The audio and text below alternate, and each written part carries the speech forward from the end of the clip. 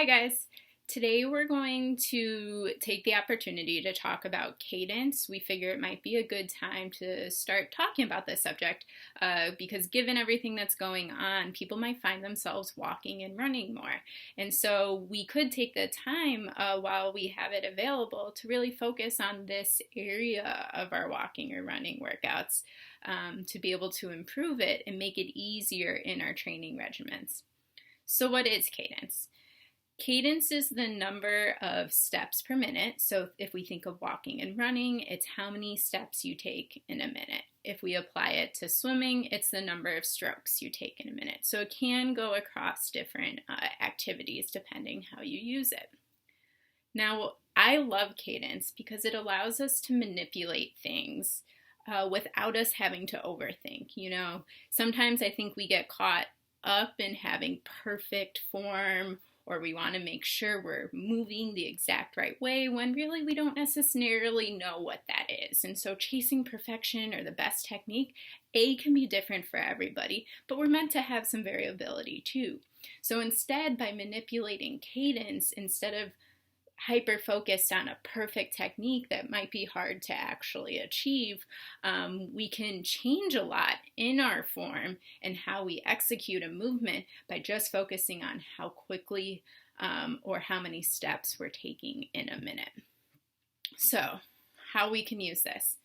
In swimming, for example, I might slow down someone's cadence if I want to see them get a little more rotation in their freestyle or their backstroke. So I might slow down the cadence and say, okay, I want you to take a stroke. We're going to go really slow into the next stroke so we can work on that rotation and getting maybe a little bit longer of a stroke.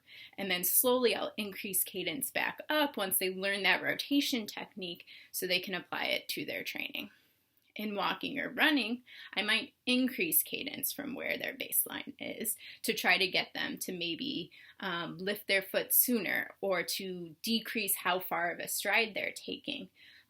So you may have worked with a PT who said, I want you to take shorter, quicker steps. And that cue is actually to manipulate your cadence.